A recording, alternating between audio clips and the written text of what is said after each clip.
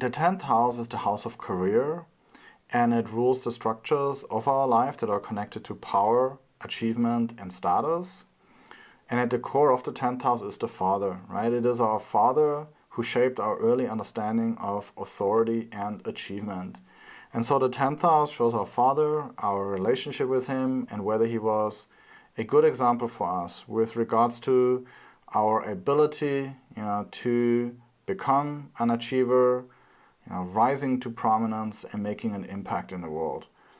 Now, another important keyword is ambition, right? The 10th house is what motivates us to strive for professional achievement. And it is through our career that we have great ambition about, that we seek to prove ourselves and make a lasting impact. Now, closely connected to ambition is authority, right? The 10th house reveals how we approach authority figures, but also it shows our own potential to be in a position of power and authority. Leadership becomes important in the 10th house because it rules those who are in a managerial position or those who have executive power. The 10th house is what gives the ability to lead, to make decisions, and to guide others in a professional setting. And so as we move forward in our professional life, we have achievements, which are the recognition that we receive for our work. And of course, connected to achievements is our reputation, right? This is our social standing and how we are perceived in the public, right? The 10th house governs our public persona and shows how others view us, based on our career and accomplishments. And it influences the way that we are remembered and recognized in the world. And that's why we also need to talk about legacy, right? Which is really the lasting professional contributions that we make that continue to influence our field or industry long after we have moved on. Right? The 10th house represents the mark that we leave on the world through our career, our work, and the positive changes that we create. And of course, the 10th house also rules the government, and it's the 10th house that gives positions in public administration or even in politics. And so the 10th house ruling government gives the ability to shape society through laws, policies, and public service. The 11th house is the house of social connections, and it shows how we interact with others, build communities, and work towards our long-term hopes and dreams. And at its core, the 11th house rules groups and shows our involvement in communities, organizations, network circles, and so how we connect with others who share our values and goals is seen from the 11th house. Now, friends is of course also another important aspect of the 11th house, right? It is our close allies and those who support us that become instrumental in achieving our long-term hopes and dreams. And so the 11th house sheds light on the friendships that we cultivate. The 11th house governs networking, which is the ability to build professional alliances. And so how well we can create opportunities through our social network and how well we can connect with influential people is seen from the 11th house. Now, aspirations is a key theme of the 11th house. And so our long-term hopes and dreams that we work towards is seen from the 11th house. When we pursue our aspirations, there's social recognition. That is the respect that we earn from our community for the contributions that we make. Right? This is where our efforts get acknowledged. And then income and financial gains through our social networks and collaborations, they follow as a response to our contribution. The 11th house also plays a crucial role in reform and gives us a drive to create change and improve society. Right? The 11th house gives the urge to challenge outdated systems, to innovate and bring about positive change. And therefore, it also naturally governs humanitarianism, right, which is our service to humanity.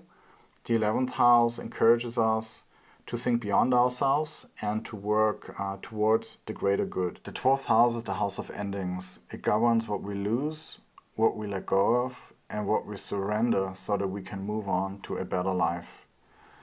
So now let's explore the themes of the 12th house one by one. The 12th house rules what we lose, right? Whether it is the loss of a material possession, of a relationship, or an aspect of our identity, the 12th house teaches us that everything is temporary. And it asks from us to surrender to the flow of life and to accept that some things must fade away for something new to emerge. Now, closely tied to loss is isolation, right? The 12th house gives moments in our life when we withdraw from the world. Right? Sometimes something comes to an end and we need time for ourselves. Right? We need to retreat and introspect and maybe meditate. Or we just want to get away from everything and be left alone. Now, one of the most important aspects of the 12th house is spirituality, right, which culminates in our connection to the divine. And so by leaving behind our identification, with the material plane, we can experience something far greater and more blissful. And it is in the 12th house where surrender, detachment, and enlightenment all come together in the pursuit of our spirituality.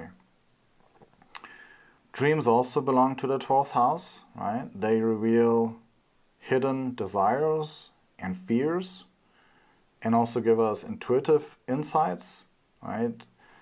When we dream, our unconscious mind speaks to us and reveals what lies beneath the surface of our conscious awareness. The 12th house is connected to foreign lands and it can indicate whether you go there for a temporary stay or permanently relocate. The 12th house can just be an extended travel abroad for a specific purpose, such as study, work, or spiritual retreat. And in some cases, the 12th house can also indicate a complete loss of one's life path because it is the 12th from the first house. And then the 12th house allows us to start a completely new life in a different country and never return home. Now, the 12th house also represents holidays, right? These are the temporary escapes from daily life that allow us to rest and rejuvenate. Aside from that, the 12th house is also linked to hospitals, and these are places of healing and recovery. In a sense, there are two types of hospitals. One that cures the disease of the body, and the other one that cures the disease of the mind.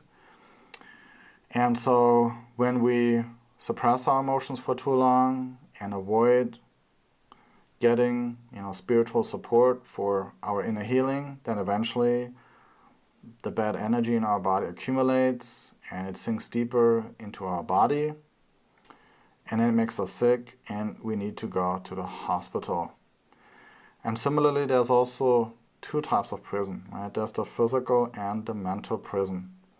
And when we can't escape our mental prison and our trauma increasingly takes control over our being, then we might start to do bad things and even go to prison for punishment. And so the 12th house is a very deep house, because it connects loss and surrender, trauma and spirituality to even prison and hospital.